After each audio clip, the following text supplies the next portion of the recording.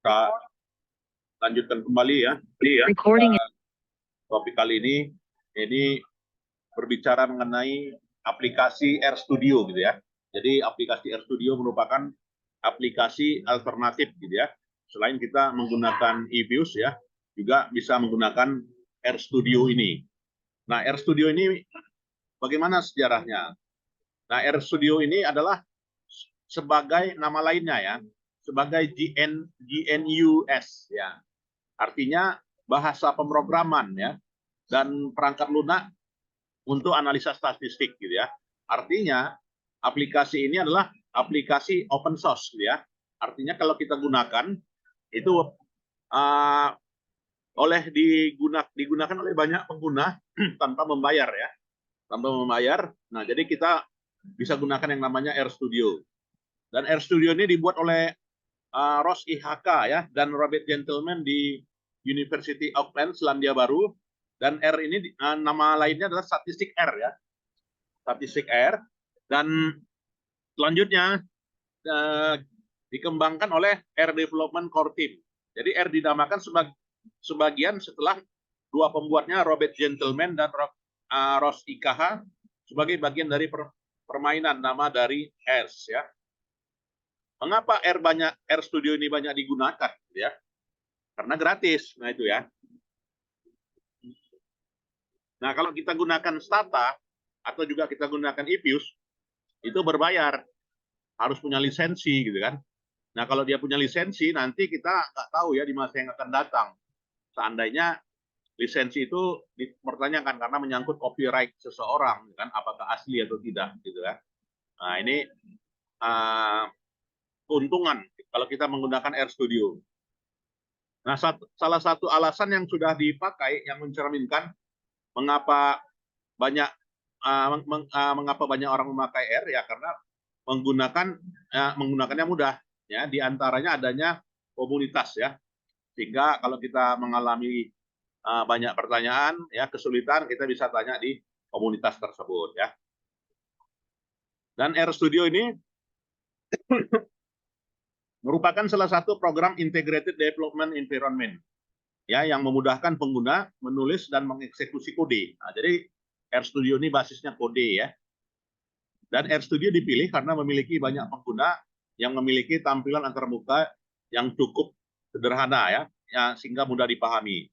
RStudio tersedia dalam edisi open source dan komersial ya, yang bisa diinstal di desktop Windows, Mac OS dan juga Linux, atau di browser yang berhubungan RStudio Server atau RStudio Server Pro ya, Debian ya, Ubuntu ya kan, Red Hat, Linux, CentOS, OpenSUSE, Slash. Dan nah, jadi RStudio itu menggunakan bisa dihubungkan di browser ya, di browser yang menggunakan Server Pro ya. Nah, ada berapa jendela ini ya, RStudio? Jendelanya ada menunya ya. Ada tampilan script window, ada console window, ada environment history, ada jendela tambahan. Nah, kalau kita lihat jendelanya inilah ya. Nah, jadi di sini kalau dia file, edit, kode, view, ya, flat, session, nah itu semuanya standar ya. Dan jendela-jendela itu inilah tadi ya, script, console, environment, dan jendela tambahan bisa diisi ya. Nah, paket R yang lumrah didengar adalah RStudio ini atau disebut dengan R package ya. Jadi kalau kita cari di Google R package dapat ya. Dan merupakan koleksi dari fungsi R yang mengandung kode dan jumlah sampel data ya. Nah, jadi ini paket-paket R code ya, meliputi beberapa versi ya. Nah, fungsi dasar apa aja menunya yang tersedia di RStudio ini.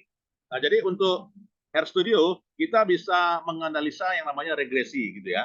Regresi berganda, apalagi regresi sederhana, analisa korelasi bisa ya, statistik deskriptif bisa ya, kemudian analisa time series bisa ya, dan analisa cross section bisa, yang sama fungsinya dengan eViews ya, dari sekalian. Dan dalam mengoperasikannya, terlebih dahulu kita membuat data frame ya. Jadi data frame itu merupakan kerangka data yang berisi variabel ya, yang memiliki karakteristik seperti matriks. Jadi data frame ini berbentuk tabel ya. Dan inilah caranya menjalankan data frame. Jadi kita perintahnya perintah sintak ya, perintah program ini. Kalau kita menggunakan RStudio ya, menggunakan apa ini ya, perintah sintak sebagai berikut. Nah ini. Jadi harus kita ketik itu. Ya, kita ketik dia seperti ini, nah, sehingga bisa mengeksekusi program ya, menjalankan program. Kemudian selanjutnya kita akan melihat mana jarak yang masih dekat antara jarak di mana kita berasumsi dikatakannya berjarak kurang dari 100 km gitu ya. Nah itu. Jadi menggunakan sintak ya, sintak subset namanya. Jadi sintak subset itu memilah data ya yang sesuai dengan data yang dibutuhkan. Nah, untuk menjalankan data frame ini, kita mengurutkan data dari nilai terkecil sampai nilai terbesar ya, dan sebaliknya. Kemudian mengganti kolom data ya. Kemudian kita dapat mengganti nama kolom dari data frame kita ya. Nah, bagaimana menginput datanya? Nah, untuk menginput data apa ini? Data eViews ya, data RStudio, kita input melalui import dataset. Nah, jadi input dataset, jadi melalui perintah sintak juga, gitu ya. Jadi perintah sintaknya pada saat menginput apa? Library read ya, dataku read Excel. Nah ini ya menunya. Dan analisa regresi gimana dihasilkan? Nah kalau di analisa regresi itu kan salah satu metode statistik ya, yang menentukan hubungan sebab akibat. Ada sebab, ada akibat gitu ya. Antara satu variabel dengan variabel lainnya. Variabel penyebab ini disebut dengan bermacam-macam istilah ya. Variabel penjelas, variabel explanatorik ya, variabel independen atau juga variabel bebas ya. Karena seringkali digambarkan dalam grafik ya bersumbu X ya. Nah, jadi analisa regresi bisa kita gunakan sama ya dengan eViews. Nah, jadi kalau kita Pak, saya ingin skripsi saya ini beda dengan yang lain. Nah, jadi silakan gunakan RStudio ya. Nah, beberapa bimbingan saya itu sudah saya arahkan ya mereka menggunakan RStudio. Insya Allah nggak ada masalah, gitu kan? Nah, asal mau belajar aja ya. Di YouTube cukup banyak tutorialnya, gitu ya. Nanti siapa yang mau berminat skripsinya memakai RStudio ya silakan ya. Sehingga nantinya ketika diuji cek Turnitin lebih rendah ya apanya ya ininya familiarity-nya. Nah, jadi dalam RStudio ya kita menganalisa regresi sederhana ya seperti ini. Jadi hubungan sebab akibat ya.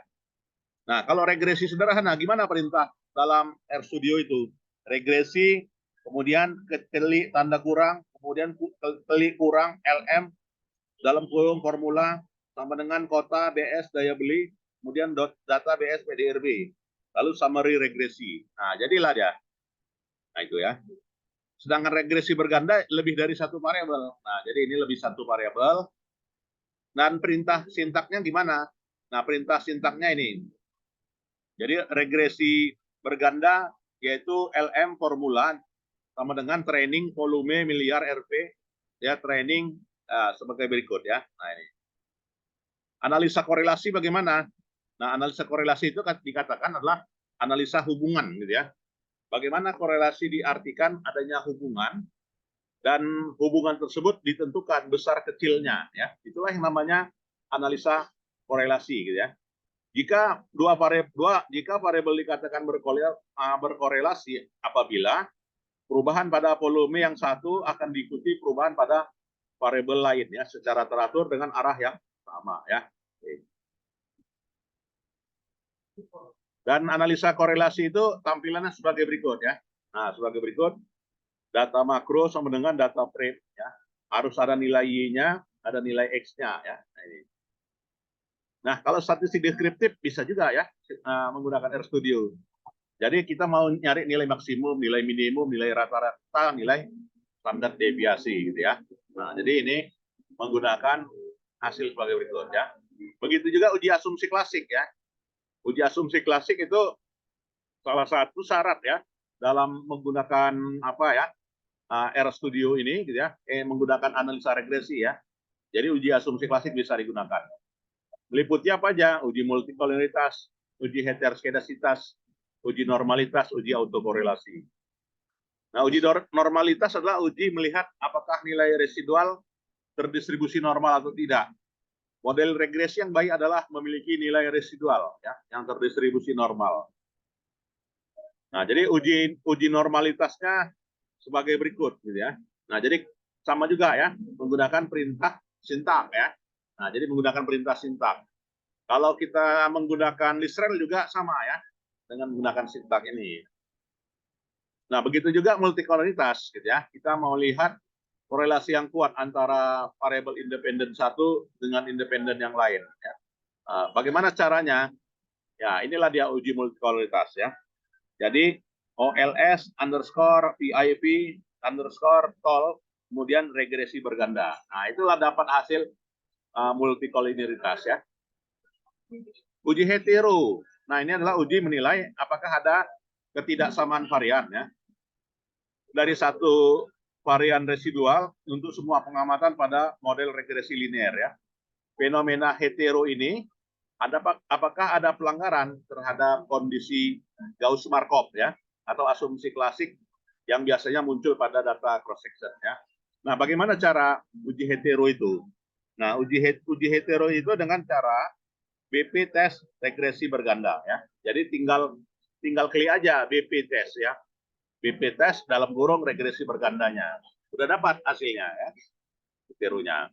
Kalau uji autokorelasi uji autokorelasi itu kita melihat ya adanya hubungan ya, yaitu adanya korelasi serial tidak antara residual satu pengamatan dengan residual pengamatan lain pada model regresi.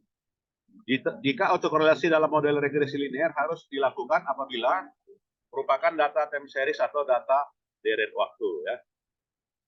Nah ini ya. Jadi autokorelasi bisa ya. Bagaimana langkahnya? Ya, langkahnya adalah DW test. Nah ini ya.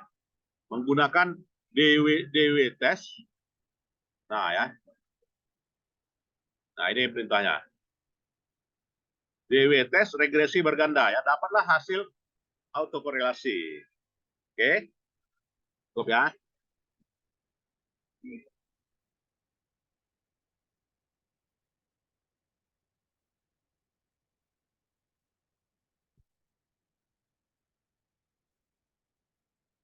Nah, begitu juga. Nah, itulah ya yang namanya menggunakan RStudio. Silakan ada yang mau bertanya yang terkait dengan regresi lah ya. Ini secara umum menggunakan RStudio ini.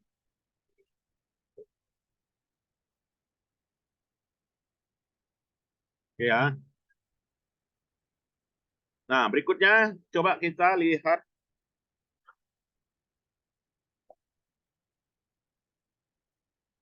ini.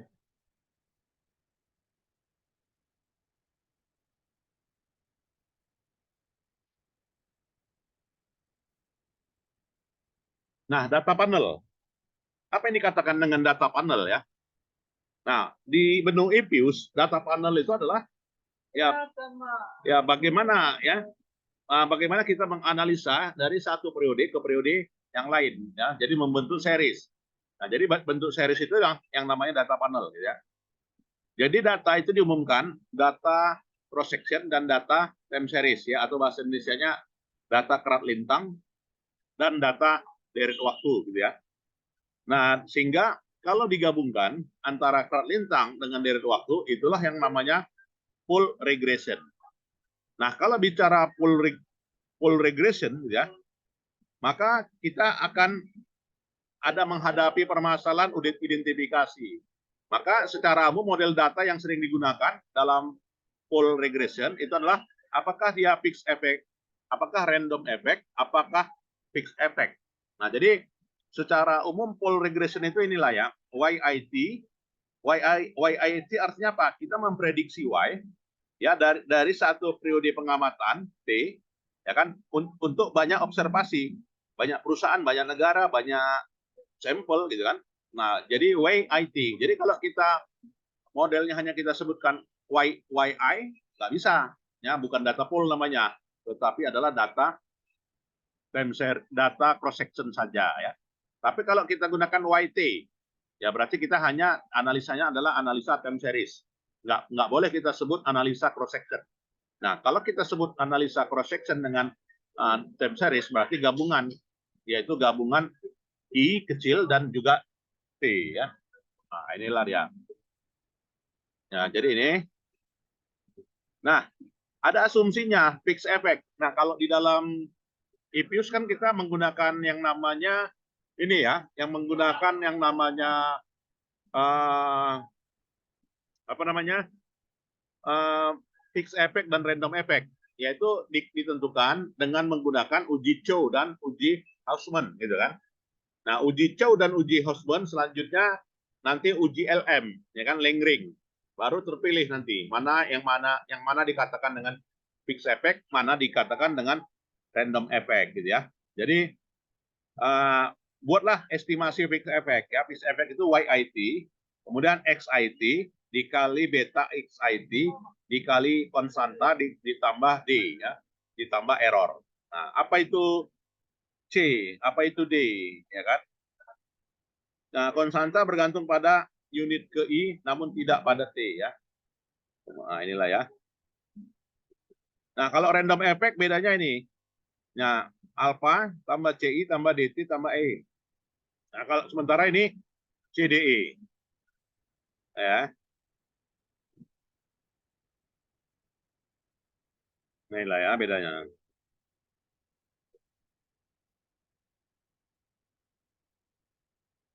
Nah, itu ya. Kemudian uji Hausman. Kalau dia uji Hausman itu formulanya inilah ya. Tapi kalau dengan IP sudah langsung hasil ya. Nah, ini teorinya lah ya. Nah, jadi bagaimana perintahnya?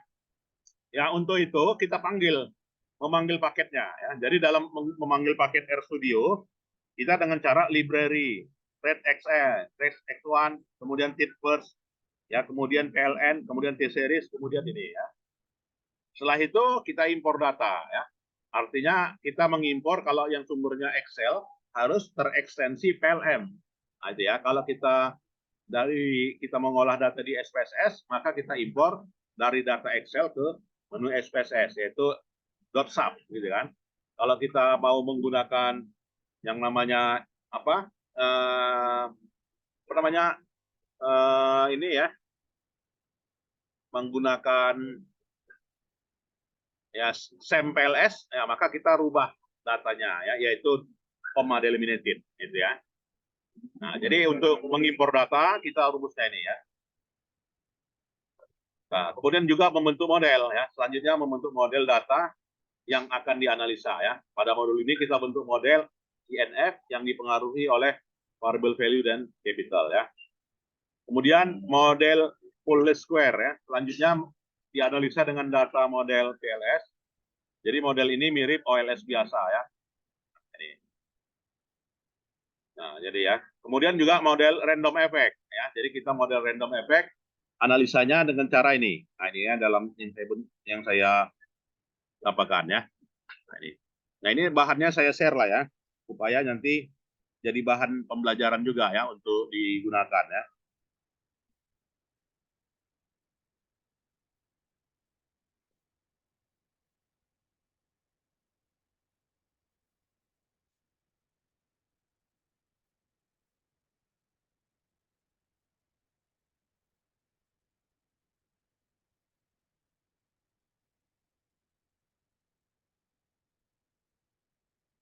Nah, ini datanya saya bagi.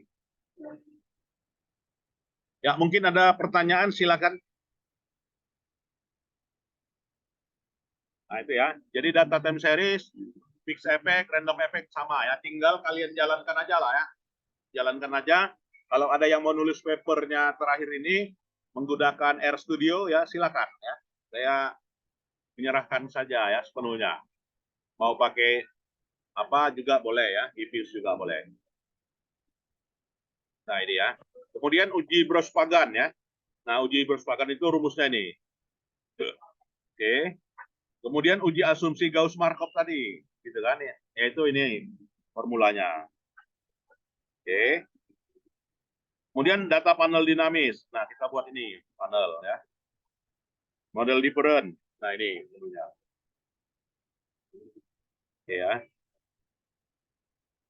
Oke.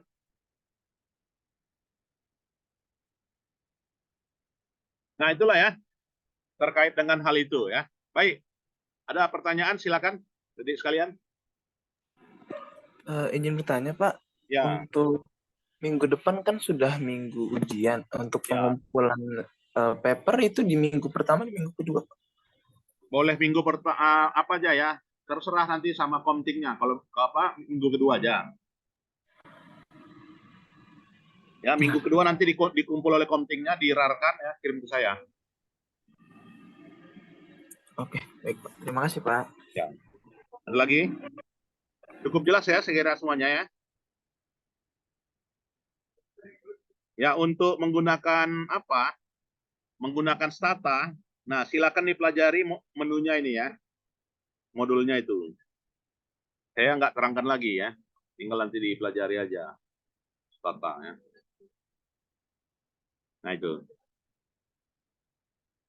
Ada pertanyaan? Jadi Stata pun juga bisa ya, sama bisa menggunakan regresi sederhana, ya regresi berganda gitu kan. Kemudian analisa korelasi gitu kan. Semuanya sama ya. Ada fixed effect, random effect juga sama ya. Tinggal dilihat aja nanti menunya ya. Kalau nggak kita baca ya kita nggak bisa ya. Makanya mau tidak mau harus baca lah banyak sekarang ini. Ada lagi? Baik, kalau tidak ada saya menunggu hasil UAS-nya ya di minggu kedua UAS-nya nanti ya. Terima kasih, selamat pagi. Assalamualaikum warahmatullahi wabarakatuh. Terima kasih Pak. Ya, boleh meninggalkan ruangan.